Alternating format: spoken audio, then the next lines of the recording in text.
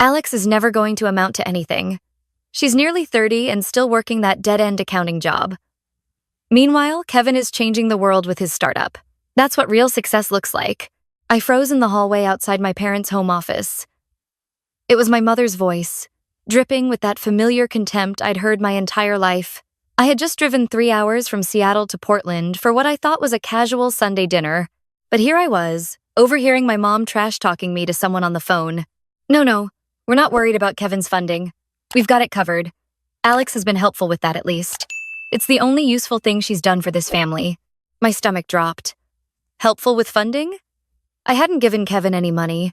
I'd barely even seen him in the past 2 years since he dropped out of college to pursue his tech dream. I should have walked away right then. But something made me pull out my phone and open my banking app, my hands shaking. Everything looked normal at first. My checking account showed the usual balance. My savings was... Wait, my credit score notification had dropped 30 points last month. I'd assumed it was a mistake, maybe some algorithm error.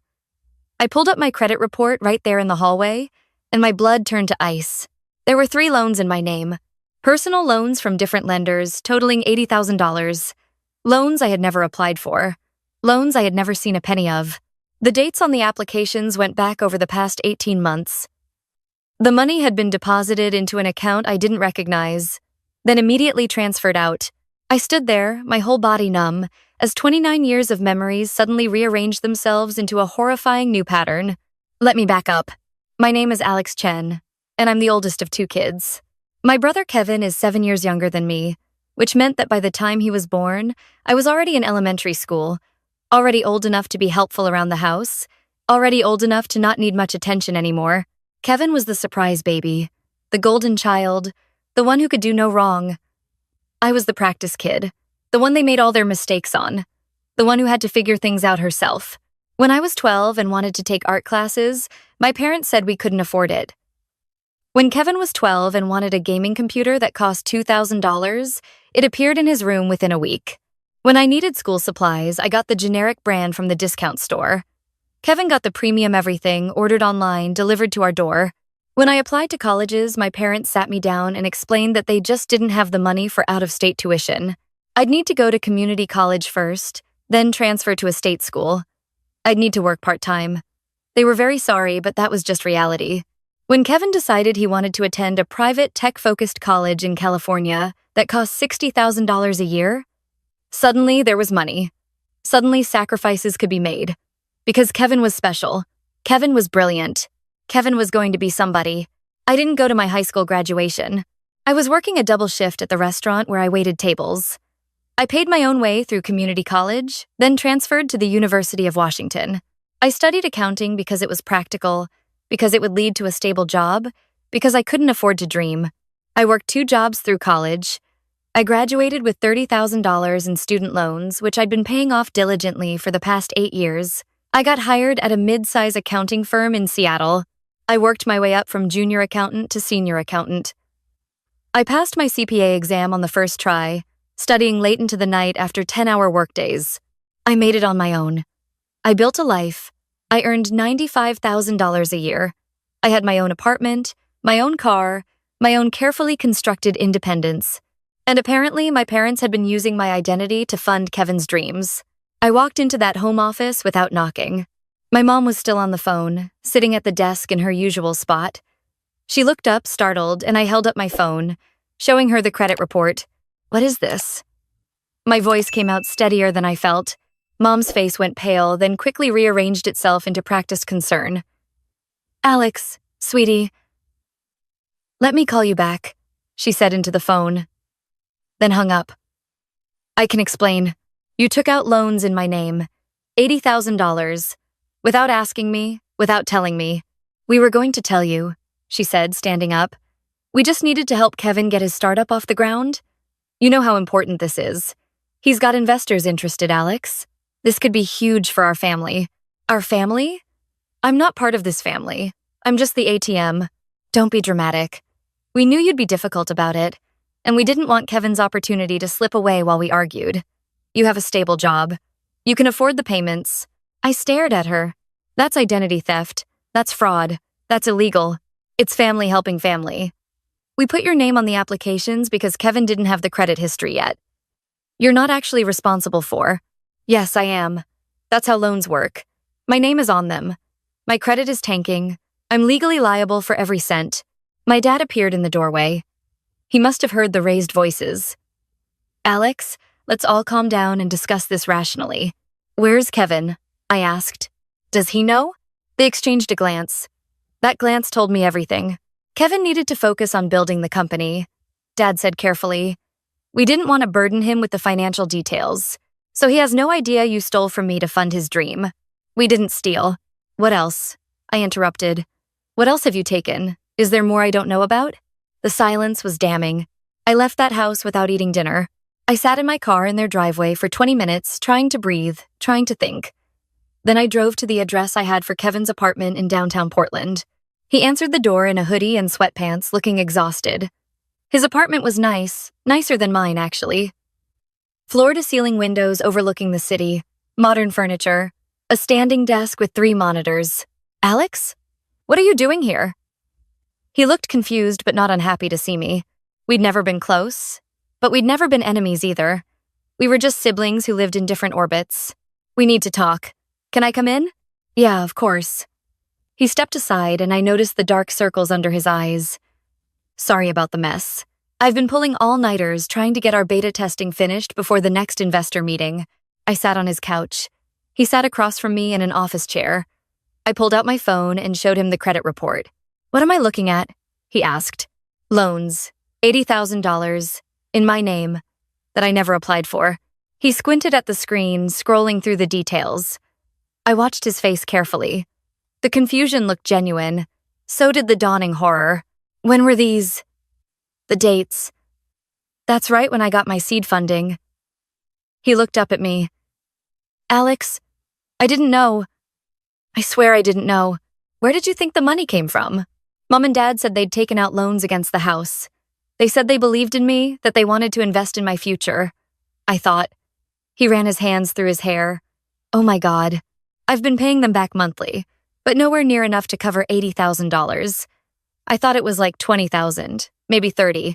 How much have you paid them? Maybe $15,000 total? I've been sending them $2,000 a month since the company started generating revenue. They said that was enough to cover the interest. I felt something crack open in my chest. Not anger at Kevin, but something worse. Realization. Kevin, have you checked your own credit lately? His face went white. Why? Just check. Please. He grabbed his laptop, and we sat there in heavy silence while he pulled up his credit report. I watched the color drain from his face. There are loans in my name too, he whispered. $50,000. I never. When did these? He scrolled frantically. These are from before the startup, from when I was still in college. Alex, I was 19 when this one was filed. I was still a sophomore. We sat there, 2 siblings who'd spent our whole lives on opposite sides of our parents' favoritism, finally seeing the same truth. We weren't the golden child and the scapegoat. We were both just resources to be exploited. What do we do? Kevin asked, and he suddenly looked very young. I'd spent my whole life figuring things out on my own. I'd spent 3 decades learning how to be self-sufficient, how to solve my own problems, how to not need anyone. But sitting there with my baby brother, seeing him realize that the parents who'd showered him with praise and attention had been using him just as much as they'd used me, something shifted. We call a lawyer, I said, and then we call the police. Kevin's eyes went wide. The police? What they did is identity theft. It's fraud. It's a federal crime. We could pretend it's just family drama, just a misunderstanding, but Kevin, they forged our signatures. They used our identities. They committed fraud to the tune of $130,000 between the 2 of us. They're our parents. They're criminals who happen to be our parents. He was quiet for a long moment. Then he said, the money that's been funding my startup, the money that's paying for this apartment, for my equipment, for everything, it's all stolen from you. From us. That's not your fault. But it is my life.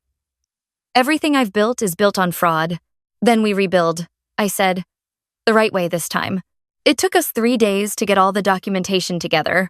Kevin printed out every bank statement, every email from our parents about money, every payment he'd made to them. I pulled together all the loan documents, all the credit reports. a complete timeline of when and how the money had moved. We hired a lawyer who specialized in identity theft and family fraud. She told us this happened more often than people thought. Parents stealing from their children's identities, especially adult children with good credit. It was a betrayal that went beyond money. On Thursday afternoon, we drove back to our parents' house together. This time, we didn't go alone. We had our lawyer, and we'd filed a police report. 2 officers met us there to serve a notice and conduct an interview. Mom answered the door, and her face went from confused to horrified when she saw the police. "What is this?" "Mrs. Chen, we need to speak with you and your husband about multiple counts of identity theft and fraud," one officer said. Dad appeared behind her. "This is ridiculous. Alex, Kevin, what are you doing?" "What you did is illegal," I said, my voice steady. "You stole our identities. You committed fraud. You took out over $100,000 in loans that we're legally responsible for, without our knowledge or consent. We did it for this family." Mom's voice rose. "We did it so Kevin could have opportunities, so we could all benefit when his company takes off." "You could have asked," Kevin said quietly. "You could have told me. I would have understood if you couldn't afford to help. I would have found another way. Don't be naive," Dad snapped. "You needed that money. You needed to compete with other startups. This is how the world works. Family helps family. By committing crimes?" I asked. "By making sacrifices," Mom said. "Everything we did for you kids. You did it for yourselves," I said. "You wanted to be the parents of a successful tech founder. You wanted the bragging rights. You wanted to tell your friends about your brilliant son. It was never about Kevin's actual well-being. It was about your ego." The officers stepped in at that point. They needed to conduct formal interviews. We spent hours at the house, then at the police station, going through everything. Our parents hired a lawyer. Things got official very quickly. In the end, they were charged with multiple counts of identity theft and fraud, white-collar crimes that carried serious penalties. Our lawyer helped us file for the debts to be discharged since we could prove we hadn't benefited from the loans and hadn't authorized them. But the legal process was just the beginning. The real reckoning came in the weeks after. Kevin shut down his startup. "I can't build a company on stolen money," he told me. "Even if legally I could, I can't. It would poison everything." "What will you do?" I asked. "I'm going to get a regular job. Learn the industry from the ground up. Save money. If I'm going to build something, I'm going to do it the right way." He moved into a smaller apartment. Got hired as a junior developer at a tech company in Seattle, actually. We started having dinner together once a week. It was strange at first, learning how to be siblings instead of competitors for parental attention, but it was also healing in a way I hadn't expected. The community backlash against our parents was swift and brutal. Portland isn't that big of a city, especially in the circles my parents traveled in. Word spread about what they'd done. The identity theft charges were public record. Their friends started to distance themselves. My mom's phone calls went unreturned. My dad's business connections dried up. They'd spent so much energy building an image of the perfect, successful family, and watching it all collapse was devastating for them. They tried to reach out to Kevin and me repeatedly. At first, it was angry messages about betrayal, about how we'd destroyed the family. Then it shifted to manipulation, trying to make us feel guilty, telling us how much they were suffering. Then came the desperate messages when they realized the legal fees were piling up, when they realized they might actually face jail time, when they realized they'd have to sell the house to pay their debts and legal costs. "Alex, please," my mom's voicemail said. "We're your parents. We made mistakes, but you can't let us lose everything. You have a good job. You can help us through this." I didn't return the call. Kevin got one too. "You're killing your mother with stress. She's developed health problems. Don't you care?" He blocked their numbers after that. The strangest part was how many people told us we were doing the right thing. Extended family members, family friends, even some of my parents' former friends reached out to quietly tell us they'd always known something was off about how my parents treated us. They'd seen the favoritism. They'd been uncomfortable with it. But they'd never said anything because it wasn't their place. "Your mom used to brag about Kevin constantly," one of her former coworkers told me at a coffee shop 6 months later. "But she'd never mention you unless someone asked directly. And even then, she'd just say you were doing fine and change the subject. It always seemed cruel. My uncle, my dad's brother, called me and said, 'I offered to help with your college tuition, you know? When you were 18, your dad told me you'd decided not to go to college. I didn't find out until years later that you'd worked your way through community college and state school. I'm sorry I didn't push harder to find out the truth. There was something validating and also deeply sad about these revelations. My whole childhood hadn't been in my imagination. The favoritism had been real. People had noticed, but no one had intervened. The legal case took nearly a year to resolve. In the end, my parents pleaded guilty to reduce charges to avoid trial. They got probation, community service, and were ordered to pay restitution. They had to sell their house. They moved into a small apartment. They filed for bankruptcy. Kevin and I got our credit restored. The debts were discharged. We were free from the financial burden, though the emotional burden took longer to heal. I went to therapy. So did Kevin. We both had a lot to unpack about growing up in a family where love was conditional and children were investments rather than people. I always thought I was the lucky one, Kevin told me during one of our dinners. About a year after everything came out, I got the attention, I got the praise, I got the resources. But they were praising an image of me, not the real me. The real me was never good enough either. What do you mean? I asked. Every achievement had to be bigger than the last. When I won a school science fair, it was great, but you need to do the state competition next. When I got into a good college, it was, but not Harvard, not Stanford. When I started my company, it was, you need to get Series A funding by next year. Nothing was ever enough. I was performing for them just as much as you were working to prove yourself despite them. I'd never thought about it that way. I'd spent so long feeling like Kevin had everything I'd been denied, but he'd been in his own cage too. A gilded cage maybe, but still bars. I'm sorry, I said, for resenting you all those years. I'm sorry for not seeing what they were doing to you, for believing their narrative that you were somehow less than me. We clinked our wine glasses together, two siblings finally on the same side. Our parents tried to reconcile a few times over the next couple of years. They'd send cards on birthdays and holidays. They'd call from new numbers when we blocked the old ones. They'd show up at Kevin's workplace once, which resulted in security escorting them out and a restraining order. The messages always followed the same pattern. First, they'd try anger. After everything we did for you, this is how you repay us? Then guilt. We're your parents. Family is supposed to forgive. Then bargaining. We've changed. We've learned. Give us another chance. Finally, desperation. We're broke? We're struggling? Don't you care? The answer was no. Not anymore. I did care that they were struggling. I'm not inhuman, but I also knew that any attempt to help would just restart the cycle. They'd never actually acknowledged what they'd done wrong. They'd never taken real responsibility. They just framed themselves as victims of their ungrateful children. Kevin and I built new lives. He worked his way up at the tech company and eventually started a new company, this time with properly raised venture capital and complete transparency about funding. I made partner at my accounting firm. We both dated, had relationships, built friend groups. We spent Thanksgivings together, sometimes just the two of us, sometimes with friends. We created new traditions. We chose our own family. 3 years after everything happened, I got a message from a cousin I barely knew. Your mom is in the hospital. Heart problems. She's asking for you. I stared at the message for a long time. Kevin and I met for coffee to talk about it.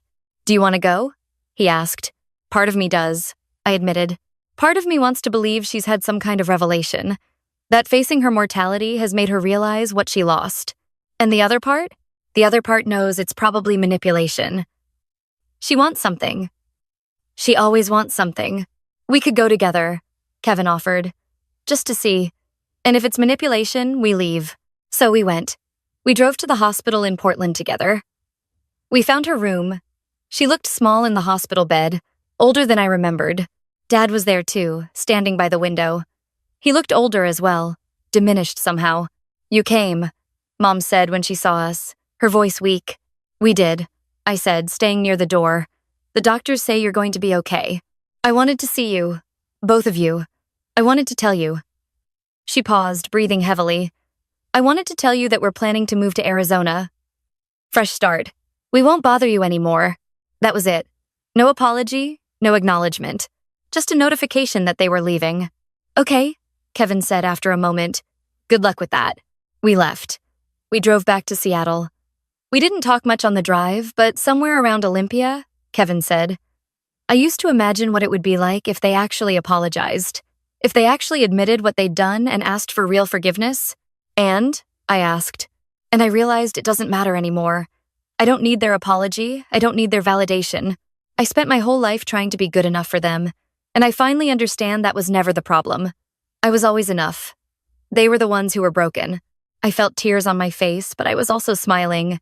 When did you get so wise? I have a really good therapist, he said, making me laugh.